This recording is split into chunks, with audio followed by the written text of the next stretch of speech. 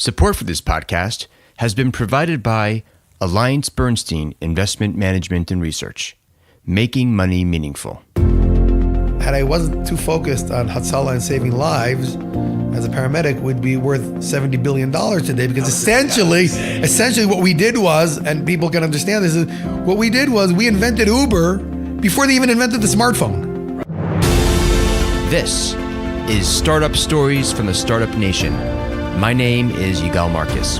Thank you for joining us. In this podcast, we'll meet the entrepreneurs who have personified the economic miracle known as the Startup Nation, the State of Israel. We'll learn about the culture which helped incubate them and their ideas. We'll learn of their successes and, of course, their failures. And we'll explore why it is that Israel develops some of the leading innovators of our time.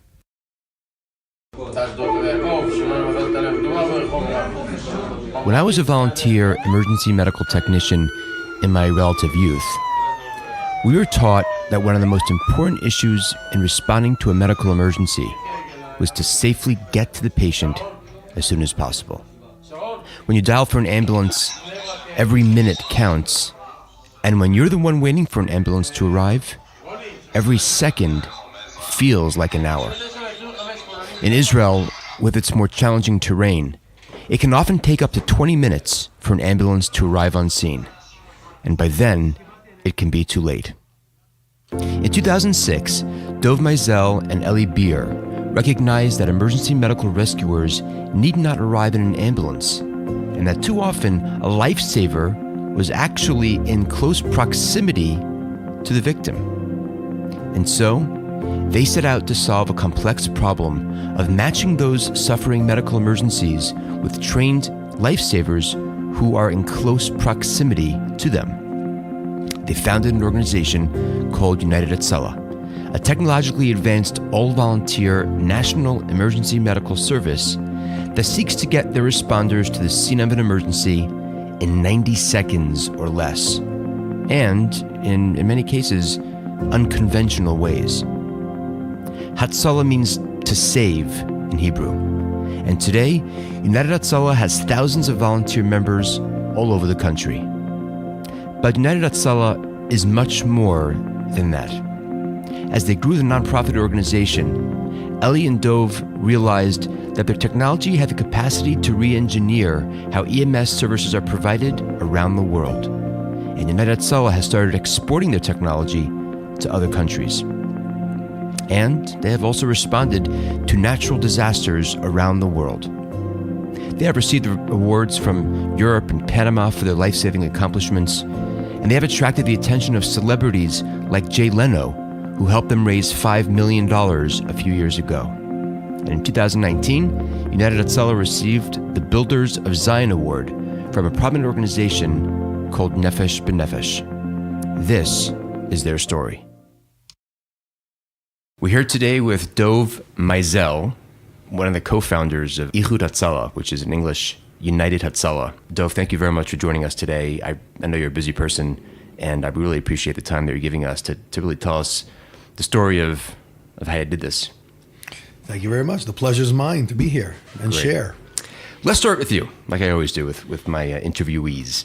Tell me a little bit about your childhood and your background. So first of all, today, I'm happily married. I'm going to go on my 18th anniversary next month and live with my lovely wife and 4 kids in the town Ramle, which is right outside of Tel Aviv, not far from the airport. That's Ramle, not Ramallah. Not to be mistaken with Ramallah, yeah. People know Ramle is the first sign as you leave the airport towards Jerusalem, is the first exit from the interchange. So right there, yeah. I come to Jerusalem every day, where I was born and raised here in Jerusalem, in a nice neighborhood of Beit Vegan, where I got to know my best friend, colleague, and partner basically through life, Eli Beer. Now, your accent is actually a little bit too good to be Sabra. My real answer is I watch a lot of movies, but actually my parents are both Americans, and they had made Aliyah before the Yom Kippur War as teenagers and met here in Jerusalem, and me and my 7 and 6 siblings all live and raise our families here in Israel. So we try to keep the English, but otherwise we're Sabra on the inside. There you go. So you grew up in Jerusalem, and ultimately, like all Israelis, you served in the IDF, in the army. Yeah, I grew up in Jerusalem, and my service, I like to say, it didn't start in the IDF. My service started years before as a youth volunteer on the local ambulance service here in Jerusalem, when Ellie would take me along as a young teenager before I had any training, to learn how to save lives. And that's where I got hooked. And then in the army afterwards, of course, like every Israeli, we did our 3-year service. Served as a medic, and actually just got discharged last year after 23 years of active reserves, where we served as a medic through the. So in the last 23 years, there's actually been, unfortunately, there's been a lot of action. Yeah. I think it's an honor. I think more than honor, it's my duty as an Israeli, someone who lives here, and I think that's something very unique and special in Israel, is that when you're going to do your active reserves, and over these years there was the second Lebanese war in 2006, and the big Ramallah operation in 2002 or 3, and other wars, Castled and Tzuk Eitan, what was that called? Protective Edge, right. And Lebanon, and just so many operations. Here, to differ from other places, is you're literally protecting homes. So it's our duty to run out and do this, and an honor to take part in this. And yes, over the years, I've participated in my active reserves as a combat medic in the infantry units. How did that experience prepare you for this? Well, I don't know if it prepared venture. me. I think it's all combined in each other. I think it's part of the story of the life in Israel. I mean, the life of the military in Israel plays a role for those who are active in it. It's embroidered with your civilian life. Just like the medical response in the field in Israel is very different from other places in the world, where the military and the civilian worlds connect because it's so close to home. Because when we're going to the front lines here, the front lines are a half-hour drive away.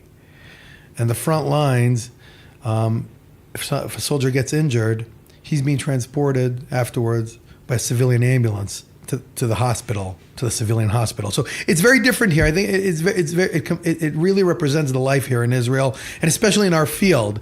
So like I said, I started when I was 14, but afterwards it just was all part of each other. So you have your active reserve service, and then you're back home and back to life and doing what we're doing. Throughout my life, I've been in the world of emergency medical services. It's not something that I just decided to do on the side. This planned or not, this was what life rolled out for me. I think it also goes back to even before that. I mean, when you think about what drives people into their fields and what fields they choose to work in and develop in, I think it all goes back to your childhood and things that affected you then. And I know that me as a child was when it must have been 9 years old. Here in Jerusalem, like I said, I lived in Beit Vegan, and I went to school. I used to take the bus every day to school. And coming back one day from school, I was in 3rd grade. I learned in Noam school in Givat Shaul, and I would take the bus home, and I was waiting at the bus stop. You took the bus home in 3rd grade. Yeah, I could never imagine doing the same with my kids today. But then days were different back then. We have listeners now in 35 countries, and 34 of them probably are like, "What are you, nuts?" Well, Israeli mentality. We're Sabras. There you go. We live on the edge. Literally on the edge. we get the we give our kids good confidence. There we go. And my parents did the same. And I would take the bus back from school, and I was waiting at the bus stop. 9 years old, 3rd grade, after school, and there's this little playground behind the bus stop. And I don't know, I'm just thinking about how much homework I have and how much I'm going to play with my friends instead of doing homework. And I spot this little girl behind the bus stop, and suddenly she comes running out from behind the bus stop, runs across the sidewalk and right into the street. And right in front of my eyes, I see this little girl who couldn't have been more than 6 years old get hit by a bus. And this place is literally a block away from where we're sitting right now, right under where the bridge is on the entrance to Jerusalem today, where the bus stops are there today. Back then, there wasn't a bridge, but the bus stops were there. And I can remember crystal clear like it was yesterday. I'm sitting there, and after seeing this horrific thing, she's lying on the ground. People all around are screaming and yelling, running around her, not knowing what to do. This is before the days of cell phones, shouting to buildings that are nearby for someone to call for an ambulance. And it felt like forever, and nobody knew what to do there. I remember the only thing I felt at that moment was, boy, I wish I had superpowers at that moment. But actually, the only thing I actually did, I ran away. I ran and ran and ran. And about an hour later, I got home.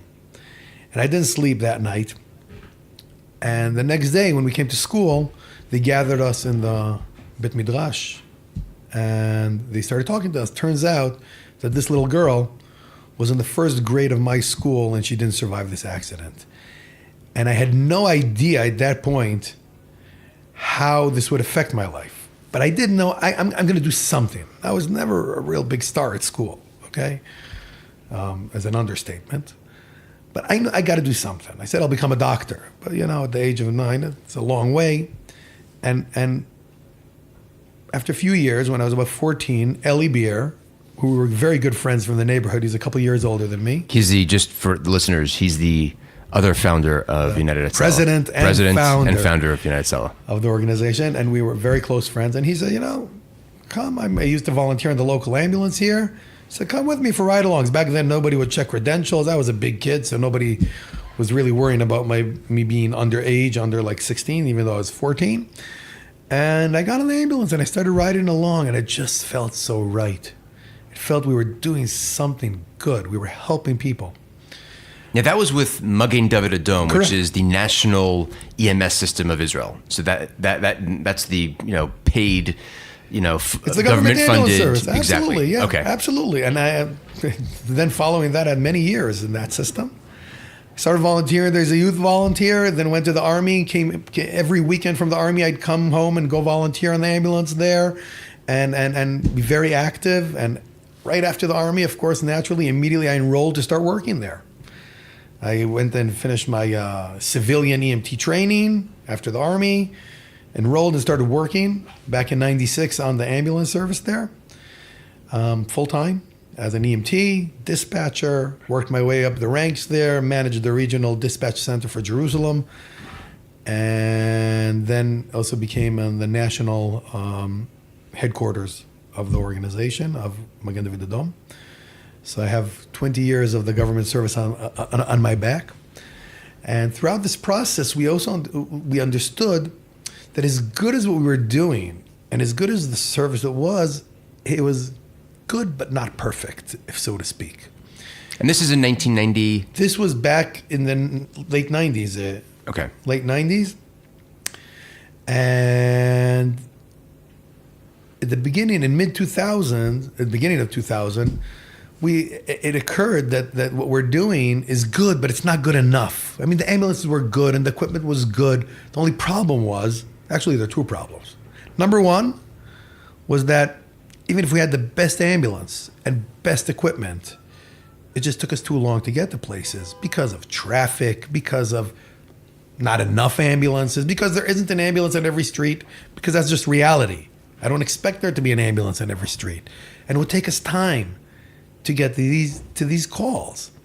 Time that's, every minute that goes by, every second that goes by when somebody's in cardiac arrest or choking or is bleeding, and this is the time is life. Without oxygen going to your brain, you can only survive for 3-4 minutes. Ambulance response times, not only in Israel, but all around the world, are around the 7, 8, 10 minutes. Yeah. I remember that when I first was introduced to the organization and I met Eli, there was a pretty famous story that he went through, which sort of triggered this. Exactly. Maybe you can tell us that story. Yeah, absolutely. The story, which really was the straw that broke the camel's back, so to speak, in this was that there was a call in our neighborhood of a little girl that was choking, or a little boy. I can't even remember what it was. I think it was a little boy that was choking. And Eli was on a shift in Jerusalem, and they had been dispatched to our neighborhood from Hadassah on Mount Scopus. And it took them 22 minutes to drive through Jerusalem traffic to get to our neighborhood. And they started CPR on this child. And a doctor... After they got there? Yeah. Right. The child wasn't breathing, had no pulse. They started CPR, and a doctor that lived across the street saw the ambulance. And like a good neighbor, what does a good neighbor do? Come and help. So he immediately came and offered his help and tried to assist with the CPR efforts. And unfortunately, they weren't successful. But it occurred to Ellie that had this doctor that we knew from the neighborhood known about this 22 minutes earlier, he would have run across the street, maybe with a simple Heimlich maneuver, saved this kid's life. So Ellie went to our station manager and told him, listen, we're a bunch of guys that live in this neighborhood. We volunteer in the station plenty of times a week. Why don't you give us a pager or a radio or whatever it is, and there's something in our neighborhood when you're dispatching an ambulance, then we'll respond in the meantime until the ambulance comes. And the manager, like a good union manager, looks at him and tells him in Hebrew, of course, kid, don't tell me how to do my work. And threw him out of the office, basically. So Ellie, using a very famous old technology called chutzpah, a wild form of audacity. Invented in Israel. Went and just got his father to bring on his next trip from America 2 police scanners. And we punched in, I remember to this day, the frequency number back then, it was 164285, was the frequency number of the radio of the ambulance in Jerusalem. And we just started listening to the radio. And whenever somebody was not on shift or back home in the neighborhood, they were listening. And when something would happen in the neighborhood, we'd coincidentally show up before the ambulance. When I used to serve back in my youth in Teaneck, New Jersey, so if we did that, if we just showed up to a scene without being dispatched to the scene, we'd have our heads handed to us. Same here. Okay. Except I said coincidentally showed up. Every time we happened to be right. there. Yeah. And a short while after we started this, there was a call literally 2 buildings down from Ellie's father's bookstore. And Ellie was there and immediately ran out. And he had no medical equipment with him or anything. It was a pedestrian that was struck by a car, an elderly person. And he gets to him and he's massively hemorrhaging from the neck. And Ellie just grabbed his kippah, his yarmulke, and stopped the bleed. And held it for 15 minutes. After 15 minutes, the ambulance shows up. They take the patient to Hadassah Hospital, to the trauma unit. A few days later, Ellie Beer gets a phone call. Are you Ellie Beer? You treated this and this person in this accident. Ellie started getting worried that he's in trouble. But no, it turns out it's the family of this person. They said he woke up in the hospital and he's recuperating. And they really just wanted to thank him.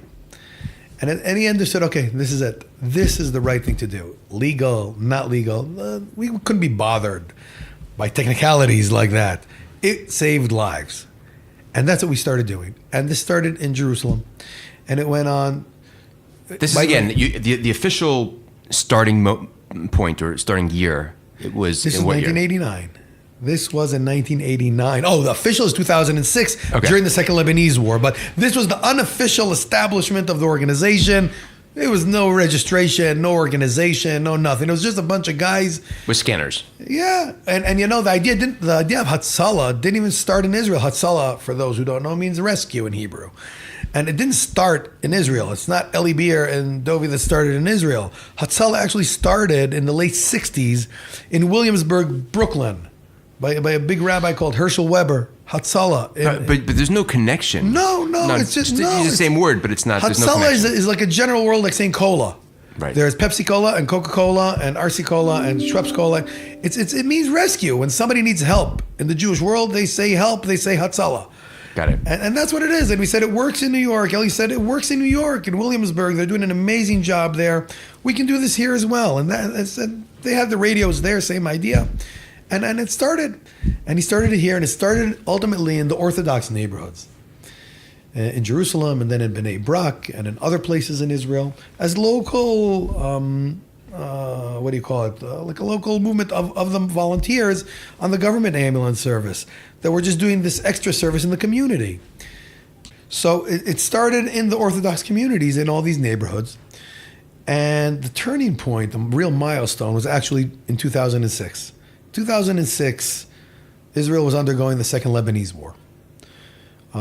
For those who aren't familiar, it was a matter of a third of the population of the country, northern part of the country, over 2 million people, sitting in shelters for 34 days, showered with over almost 8,000 missiles from Hezbollah. over the northern part of Israel. Hundreds of fatalities, injuries. But more than that, it was also just a lot of the elderly population that were sitting in the shelters weren't getting their basic needs of getting to their doctor, to their, their family practitioner, to give them their prescription for their blood pressure medication, for their diabetes, for whatever they needed. They couldn't get out to pharmacies to get their medication. And these patients these people were turning into patients. And the municipalities weren't able to provide all the best services for these people for lack of preparedness, for lack of manpower. Reality, it's war. So volunteers from Hatzalah in Yerushalayim and in Bnei Brak and in Haifa and other places all came up north to help. And it was actually nice because families of volunteers from Hatzalah up north sent their families down to spend time in the houses of volunteers from Hatzalah in Jerusalem and in Bnei Brak and in other places. And the volunteers went up to serve and help. The only problem was there wasn't any communications between the volunteers from Bnei Brak and the volunteers from Jerusalem, and the volunteers from Jerusalem and the ones from Tiberias, because each one had their own radio system. Each one had their own. So what we did was Eli got all of these coordinators of these little Hatzalah teams from the different Orthodox communities, gathered in a shelter in Hadera one night during the war, and said, it's time we all start working together.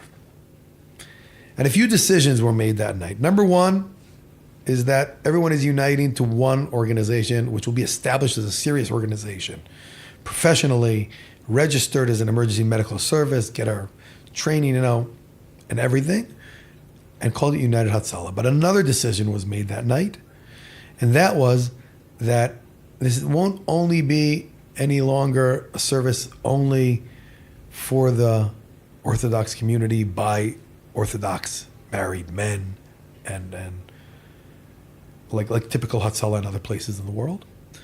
But this is going to be something that is open for anyone in Israel. And over the years, United Hatzalah, the meaning is really uniting the different walks of life of people in Israel, all the cross-section. Today we have over 5,000 volunteers. Fast forward, we're over 5,000 volunteers throughout the country, really representing the cross-section of life in Israel. It's Orthodox men, secular men, women, Jews, Arabs, Muslims, Christian, Bedouin, Druzim, from every community in Israel. You have volunteers of Hatzalah, of United Hatzalah, Ichud Hatzalah, serving in their communities, helping the people that need the help right there next to them, for the very simple reason. Ambulances take too much time. Ambulances don't save people. It's people that save people. And the person who can save you is the one right across the street or in the door next door to you. I know that your goal is to respond in 90 seconds. 90 seconds. 90 seconds or less. Correct. How frequent is that? How often do you reach that number? Actually, just to put things into perspective, ambulance response times are anywhere between 10 minutes and 25 minutes throughout Israel. We respond today to over 1,500 calls every single day throughout Israel with an average response time of 3 minutes. Wow. Throughout the country. This is unprecedented anywhere in the world on scale, as in emergency medical services in the world are learning from us today how to do this. And I'll tell you more than that, in certain areas where we have our network of volunteers tight enough, we're down to 90 seconds. And when I talk about 90 seconds, I don't mean from the moment the dispatch hung up the phone and dispatched, but from the moment the dispatcher picked up the phone and said, Ichud Hatzalah, what's your emergency? Till the moment somebody comes through the door, I'm talking 90 seconds. At the heart of your success in solving the problem of matching up a rescuer that's nearby with a patient in need is today technology. And you've developed some unique technology as you've built this organization out. Can you tell us a little bit about that? Yeah, absolutely. Actually, technology, I would say on the spectrum of technology, we're talking about real technology like apps. And on the other end, we're talking about technology of innovative thinking of how to get to the patient faster. So because having an app is nice, but not enough. But let's go to that. So before the app even, the concept of getting to the patient faster I can take this just so anyone can understand. Is like when you order pizza, it comes on a motorcycle, so it doesn't stand in traffic, so that the pizza can get there really hot. Same thing. On that analogy, I can say if we can do it for pizza, why not for saving lives? And that's what Ellie said years and years ago. And the concept of the ambucycle, which is a motorcycle, a moped, that has a box on the back with all of the medical equipment that's in an ambulance, except for the stretcher, gets there really, really fast, regardless of rush hour traffic. An ambulance is standing in traffic. The volunteer zips through traffic on the sidewalk between the cars and to the patient really, really fast and starts the treatment on the patient. But how does he know about it? But before we get to how we know about it, so when did your first motorcycle? I think that was in like late 90s, early 2000s. Really? Wow. Yeah, So late really 90s. before Before it was even established formally. It was totally illegal. We just took these mopeds, put on a red light and a nice box in the back, and I guess the police assumed that it was legal, because who would be right in his mind to start going lights and sirens with a motorcycle and look so official and not be authorized? But I guess that's the way to do things in Israel. In general, we believe as a way of thinking that we prefer to do and apologize if needed than wait for the authorization, because people don't like change. And I think that's a lot connects to also Israeli innovation, startup nation, call it what you may. I think it's about getting things done. Don't wait for someone to ask for it. Don't wait for someone to approve. Do it. Prove the concept. And then it's much easier to make it legal. It's easier to tweak it and make it legal. And it's also okay for us to apologize sometimes if we went a bit too far. It's okay. So you got these mopeds, these motorcycles, and you're saying before, so you have the transportation of how to slip through traffic and get to the location, but how do they find out about the call? So I'll take it back. Scanners are expensive. 2004. Take it back to 2004, before the days of iPhone, before anybody could imagine what a smartphone was, and I was even working for the government service still. I offered them this concept. I was sleeping on this idea. These new phones came out back in the day, the Nokia. I think it was the N95 or E61 that were regular phones running a Symbian system, and they had a GPS component on them. Except when you press the GPS, the only thing you got were coordinates. So that's nice. But what do you do with that? And it occurred to me that if I could take these GPS components and sort of build a system that can show me where these people are, I could do one-on-one and see where the call is and where the person is. Because if you look at the world of emergency services, period, not even medical, you belong to a certain region. You come from Teaneck. You know that the volunteers in Teaneck belong to Teaneck. But when they drive to New York City, they won't know about anything that's going on around them. And the services in New York won't know that they're there. And you might be standing right next to you, be in Starbucks getting yourself a coffee, and there might be someone out on the sidewalk that is in cardiac arrest, and you won't even know about it. And they won't know that you're there. And that's terrible. I mean, in our day and age, if there's GPS. So what really triggered it was there was a call here in Eilat. There was a paramedic that was on holiday with his family in a hotel in Eilat, and he was having lunch or breakfast, whatever it was, in the hotel with his family in the dining room, and in the swimming pool, which is like 30 seconds away from him, there's a child that drowned, and he was aware of this only when he saw the ambulance team come run through the lobby. And of course, as soon as a medic sees an ambulance team run through the lobby, he immediately goes to join them and see what he can help with. And they treated the child and took him to the hospital. It took them 6 or 7 minutes to get there. Had he known about this, and he had this phone that had GPS on it, so clearly nobody would think of it.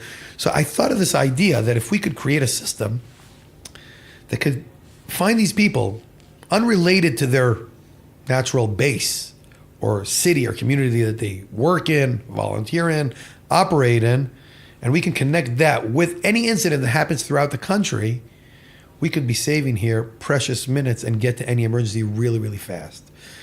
And we went to a company in Israel back then called Matrix and in Herzliya.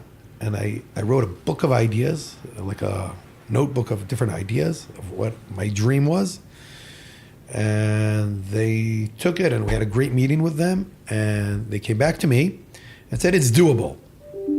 So I was ecstatic. And then they said, we only need $1 million for it. And then you were depressed. I wasn't depressed yet. Okay. No.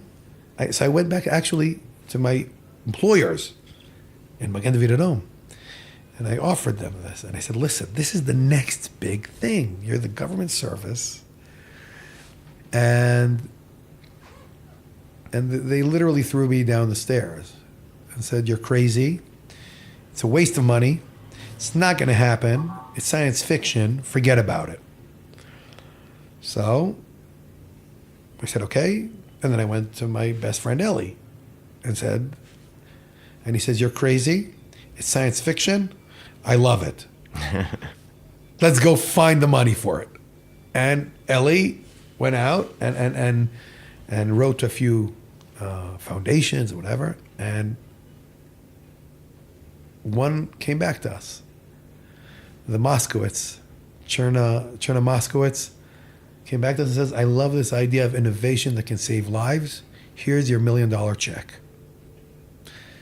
And we went and started working. And within less than a year, we had a model working. This is what year again? I'm just trying to keep this. This is 2005. Okay. Mid 2005, around that time. So you weren't quite this is before the official. organization was even established officially. Okay. This is like literally at the beginning. And we have a prototype working. And suddenly you have a Nextel. People know it in America as Nextel. Here it's called Meals. It was these digital radios that had a GPS component on them and little Nokia phones that had a GPS. And suddenly it doesn't matter if you work in Jerusalem and you're in Tel Aviv on the beach or you're in Tiberias and whatever. If there's an emergency right next to you, we'd punch it into the system and it would immediately locate the nearest by volunteers. And fast forward just a side mark is that for years my wife makes fun of me that had I wasn't too focused on Hatzalah and saving lives as a paramedic would be worth $70 billion today. Because I was about to say. Essentially what we did was, and people can understand this, is what we did was we invented Uber before they even invented the smartphone. Right. I was about to say that there's companies out there today that are worth, Exactly. 80 to 90 billion dollars that are doing exactly the same thing for profit with taxis or with drivers. Exactly. And we were so focused driven on our mission of saving lives. We weren't even thinking about, what do you call it? Rights, your different rights and patents and that kind of stuff. You should have patented it. It's okay. It's all good. We saved many lives. It's good enough for me. And it really started working, and it started revolutionizing the whole concept of saving lives in the community. Suddenly you don't even need to be listening to the radio. You can have your phone with your app on, and you can be in your office. You're a lawyer, an accountant, or a shop owner, or whatever it is, and you don't need the radio going the whole time. You could just get the incident to your app, and boom, you're out. There's one fundamental flaw that I see in this, and I'm wondering how you solved it. When people have an emergency, they dial 101, which is the 911 version in Israel. Correct. And they get connected to Magen David Adom, the Israeli government-run EMS system. They don't get connected to you guys. So how do you insert yourself between them? Let me tell you that today, thanks to work that we've done over the years with the Ministry of Health and in the Knesset, we for years claimed in the Knesset, in the Israeli parliament, that if there's a certified medic, EMT, doctor, next to an emergency here, there is no monopoly on this emergency information, because that mother that has a choking child does not care if the guy coming in through the door is wearing a Magen David Adom vest, a Hatzalah vest, or even if it's a gorilla that learned how to do a Heimlich maneuver. She wants her child to be saved. And after years of lobbying this and fighting for this, about a year ago, the Ministry of Health regulated it, and today, any call that goes to Magen David Adom will automatically pop up in our dispatch center here. And technology is technology. We've connected the systems. And the vast majority, I can't say that it's 100%, but the vast majority of the calls today that go to Magen David Adom will automatically appear here in our dispatch center and allow us to dispatch the United Hatzalah volunteers automatically to these incidents. So that's another gap that we've bridged over almost perfectly. There's still a way to go. Because like I said earlier, people don't like change. Israel is unique in that it's a very small country, but it also has very different terrains. We have the mountains, and we have the desert. We have the beach, and we have agriculture and different types of terrain. How do you reach people in areas? I mean, we have oceans and we have huge lakes. How do you reach people, who are drowning in the middle of the Kinneret? So that's a fantastic question. So United Hatzalah is community. United Hatzalah is community. And community can be urban, it can be suburban, it can be rural, it could be in the farms, the villages, the yeshuvim, the settlements, whatever it is. And we want to provide the tools for these volunteers to respond. So in the heart of the big cities, we have, of course, the ambucycles, which can cut through traffic. But that's only part of the population. In the mountain areas, in the Judean desert, in the mountain areas in the forests, we have these unique ATVs that have stretchers mounted on them. We have, in the Kinneret, in the Sea of Galilee, we have rescue boats, which are able to go out, and actually every season, as we speak now, it's in the water, in season, over Passover, over Pesach, it saved more than 25 people. Just last week. Just last week. Not all of them were drowning. Unfortunately, there was one case of a person who drowned, and we assisted in the efforts of searching for the person with our special sonar system on the boat. We assisted the police there. But the Kinneret has a interesting phenomenon, natural phenomenon, that has very strong underwater currents and winds. That if you get on one of these rafts or a little boat, inflatable boats, within 2 minutes, you could be 300 feet away from the shore.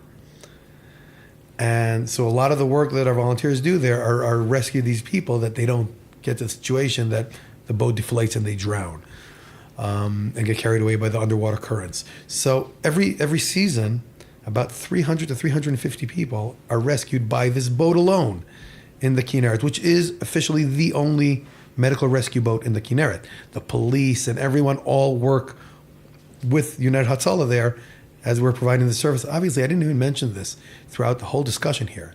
Everything that's being done, we do for totally free. I was about to get to that. This is an expensive operation. You've got 5,000 people. We'll talk about how to fund it, but first of all, the service we're doing is free. This is being the good neighbor, the person who's right there. So we're talking about the boats and the ATVs and motorcycles and bicycles, these electric bicycles and ambulances, and everything is being done for free, because we believe that just like as if you're walking down the street, by the market, by the shuk, and you see an elderly person with his shopping bags, trips and suddenly one of his shopping bags falls and all his oranges spill out on the sidewalk. What do? You, of course, immediately go and help him pick up his groceries, right? And when you're done, of course, you give him a bill, right? Oh, no, we don't give him a bill. Same thing as Hatzalah, but on a whole different crazy level. Because we have 5,000 Michiganers, 5,000 crazy people that will just care and want to help their neighbors. You mentioned before about the unity and how you have Jews and Arabs and Christians and Druze and all people of multiple denominations who come together to do this.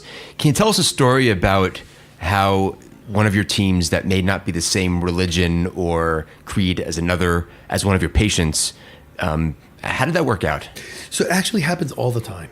It happens all the time because in Israel, there are many cities where the Jews and Arabs live together. In Yerushalayim, Ramla, in Ramle, where I live exactly, and in our team alone, we have Jews and Arab volunteers together. It's truly an amazing thing, and you see this. The most interesting thing is, I'll just give one example for myself. Why go far? On Shabbat a few weeks ago, and I observe Shabbat, and I only drive to my emergency calls. And we have one neighborhood in Ramla, which is totally Arab. It's called The Village, Joarish. It's 100% Arabs, Muslims. And on Shabbat, we get a call on Shabbat afternoon, late morning, just as I'm ending services, of a cardiac arrest. I immediately drop my talit, jump in the car, drive over there. I don't drive a motorcycle because I'm not active enough for 6 calls a day. So I just have my equipment in my car. And I get into the village and we start treatment, me and another 2 volunteers that show up with a motorcycle, with an ambicycle. We start CPR. And at a certain point, we regain the pulse. The intensive care unit is there. And they transport the patient to the hospital. And as I'm getting my stuff together, back into the trunk of the car, one of the family members, he must have been in his 50s, comes over to me and he looks at me and he tells me, "You're religious." And I say, "Yeah." He says, "And you," now they know how the religious community is. They know we don't drive on Shabbat. They don't. And he says, "And you drove in your car on Shabbat." And I'm not dressed in any uniform. I'm wearing my white shirt and my blue pants and my white yarmulke for Shabbat. And he says, "And you drove on Shabbat to come here into the village to help us, the Arab family." He's standing there literally with tears in his eyes. He says, "I can't even imagine that. I can't even understand that." And he literally gave me a hug. And I was like, I'm sitting here, I've got literally like, it's such a human moment there. And I'm like, of course. I tell him, of course. I mean, what's the question? I know that the Arab volunteer that lives 2 blocks away from me would do the same for me. And I think that it's not one of these heroic stories, but it really represents what happens here every single day. You see Jews in Jerusalem running into East Jerusalem to help Arabs in need. And you see Arabs from East Jerusalem serving in the ultra-Orthodox communities because they border with each other there. And it's just one community. It's I think maybe it's also the type of people that volunteer. The common denominator here, of course, is something that's uncontroversial. So it's easy maybe in a way, but it takes a different human being. And I think that the United Hatzalah people are the ones that give me hope for humanity, if so to speak, for lack of a better term. But really, it really is true. Once you get the purpose that is uncontroversial, and you get people involved with it, they actually get to see how on the other side it's real people. And you don't need to go between Jews and Arabs. We know that in the Israeli society, there's big anti against ultra-Orthodox, Haredim, and this and suddenly you see these kibbutznikim that have nothing to do with religion and hate Haredim, the ultra-Orthodox community. Suddenly you say, hey, these people are actually pretty cool. And you know what? They're actually doing a lot of good. And suddenly you see them become best friends. And I just come back the other night. We had a meeting of our district, of our team directors, 80 team directors from around the country. And we did it in Kibbutz Galed. It's a kibbutz, Shomer HaTzair kibbutz, totally secular, has nothing to do with religion, kibbutz in the northern part of Israel. And you see ultra-Orthodox Haredim with peot down to their knees and black and white clothing, and you see the kibbutznikim, and you see the Arabs and the Druzim that came from Ramat HaGolan, from North Ramat HaGolan on the Syrian border, from Bukata. There, and everyone's sitting together in this great barbecue, having the best time together as one big family. I think that really is an amazing thing. Yeah, the media is not going to pick up on that. It's a shame because it's such a great equalizer and such a great example of what peace really should be, which is, let's see through the veneer at the souls of each person, and the soul of every human being is special. They're all God's creations, and they're all trying to make the world a better place. Absolutely. There's no question. I mean, of course the media doesn't pick up on it because it's not interesting. It's not bad. Media likes to show bad in general, but you picked up on it. There we go. So let me ask you just a couple more questions. I know that I want to respect your time, but your technology is obviously great. It's very effective. You've proven it. But it's technology that EMS systems around the world could use. So are you guys actively out there trying to license or introduce your technology to, any EMS system that really wants to take their organization to the next generation? Yeah, so some of it we have our hands in and is ours, and some we're just buying off the shelf today. I mean, we were the pioneers. Technology really developed. It's a highway around us, startup nation, and at a certain point, we understand we're not a startup company. We're a startup in social innovation, social entrepreneurship. That's the way we call it. You're the professional, but the truth is that today we're even buying technology from other places as well. When we see something good. And a lot of companies actually come to us to experiment by us, and we like to be innovative and the first ones out there with it. So we do all kinds of partnerships with a lot of different companies. Whatever will help us to get to the patient faster, bridge that gap, get better service, and save more lives, we're in. So of course, we showcase this stuff globally. And today this is being implemented in a number of countries around the world, in Colombia and in Uganda now, and in the US and in Panama and in other places.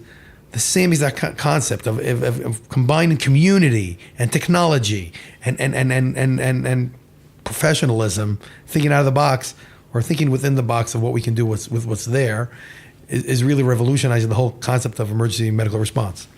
What does the future hold? What are you thinking in terms of Hatzalah 3.0? So I think it's a combination. First of all, we really want to close that gap in our human network of lifesavers in Israel and get to that 90-second goal everywhere in Israel. And of course, as our chairman, Mar Gerson, that's been with us for many, many years since the start, says this is not ours to keep. This is Israel's gift to the world. And the idea is really to share this because people are people. And helping communities around the world, whether they're Jewish or not, help themselves will end up circling back to us in Israel. I think it's an amazing thing to show how Israel is innovative also in this field. We're known for technology and irrigation and other things, also in life-saving. Here's an idea. I at the recent Our Crowd Summit here in Israel, there was a company that they're backing, which has a drone technology. Because one of the problems of getting to fires is lack of information. And, I don't know what percentage of fire calls are not real fires, working fires, but they would dispatch the drone immediately, look at the location, and assess not just is there a fire, but even if there is a fire, what's happening? Where's it spreading? And give them this 360-degree view. I'm wondering if that's something that may be on your radar. Well, everything is on our radar. Anything, like I said, anything that will help saving lives. We actually do activate today 10 drones. Really? We activate 10 drones today. Licensed drones. We're actually not those freelancers out there. We have real numbers on the tails and certified pilots of drones here that we use for purposes of command and control in major incidents. If there's a big bus accident or a disaster like that, or for the missing persons. People go out and then there are search missions. So we'll send out drones to give, eyes in the sky to help with that as well. But like I say, if there's good technology that will help us get faster, better, we'd love to partner with anyone. Funding. So this is expensive, and I'm wondering, what is your budget? So our budget is about 100 million shekels a year, which is about 25 million US, a little more than $12 million US a year. Comes mostly from donations. I would say over 90% of it comes from donations. We're very proud to say that about 30% of that we raise here in Israel. Really? Yes, that's very, very unique. We have a lot of the Israeli society here, from regular people to big corporate companies that are involved. I call it smart investments for the corporate companies because it's not only giving us money, but we actually get them to train groups of their employees to become volunteers. So that in the company, during the day, they're helping if something happens there. And after hours, they're helping in the community. And this is like a group effort. Obviously, a lot of donations come in from the U.S. And we also provide some side services that we try to sell, like you were saying, like licensing, training, things that we can share outside in the world. Whatever will help us create sustainability here in the services, which are always free here. Anything that will have to do with life-saving emergencies in Israel will always be for free. We will never solicit. We don't even, in many cases, like you said, they call the government service. And we show up first. They don't even know that a United Hatzalah volunteer walked in. They know help showed up. and that's good enough for us. How do people become members? So you come from the community, you have a friend, or you have a story that really pushed you to decide that you want to come forward, and you'll come and enroll. We will do all your training. We'll provide you with all of the training. It's a process. We will vet you and everything, make sure that you're legit, make sure that you're the right material, because it is a commitment to become a volunteer. It's not your typical volunteer in the hospital 3 hours once a week and give out food. That's important too, but it's a different type of volunteering. This is a 24/7 on-call volunteer system, so we need to make sure that you're cut out for it. We'll train you, then we'll equip you, and you'll become a volunteer. And finally, how do people donate if they wanted to donate? So it's quite simple. Go to our social media, go to our website. It's israelrescue.org, israelrescue.org, and you can see all the different opportunities to take part, become a partner, help support, get involved, share what we're doing. Look at our Facebook channels, at our YouTube channels, at our Instagram, everything. We share a lot of the good work that the volunteers are doing every single day. Yeah, I've seen a lot of your videos, and they're powerful. They're moving. Because we really try just to share, what's the word in English for it, to take what's really going on with the real people, the real volunteers, and connect that to everyone else in the world. And the very special thing is, by the way, when you get involved, a lot of the donors actually get updates of what's going on with their partners. If you donated a motorcycle, so you get updates of what the motorcycle is doing and what lives it's being saved. You get engaged with us. I warn everyone, it's highly addictive. It's highly addictive, because once you see what you've done, that you saved that one person, you understand the meaning of what it is to save an entire world. Because the impact of saving a person is far and out. It's just look what happens when a person isn't saved, how it affects the family, the community, and all the surrounding people. When you do save, it's not only them, it's the community, and it's obviously generations to come. I mean, we're right now around the days of Yom HaShoah and Memorial Day, and we see how the survivors, how one member of a survivor from a family, you see social media now, you look at these days, and you can see the pictures of the huge families, thank God, that came of these people. And you then understand the meaning of how saving one person saves an entire world. Amazing. IsraelRescue.org for any of our listeners who want to donate or learn more about the organization, and certainly if you go to Facebook or YouTube. United Hatzalah of Israel. United Hatzalah of Israel. I encourage you. It's very inspiring stories, and what you've been doing here, in my humble opinion, really is changing the world and has the capacity to not only impact the people of Israel, all the people who are living in our borders, but also to impact EMS systems around the world and lives around the world. So congratulations. Thank you very much for your time. And we wish you all the great success. And I'm looking forward to hearing more stories about how you guys have really impacted our world. Thank you very much. You've been listening to Startup Stories from the Startup Nation. I'm the host, Yigal Marcus. The associate producers are Moshe Raps and Avi Maklis, and the senior research analyst is Lior Levin. If you have a startup that you think we should feature on air, please email me at yigal.marcus@bernstein.com or at startupstoriesisrael@gmail.com. A big, very special thank you to my employer, Alliance Bernstein Investment Management and Research, who has been incredibly supportive of this initiative. And please share these podcasts with your friends, like us on Facebook, and please, please, please rate us on iTunes. Until next time, thank you for listening.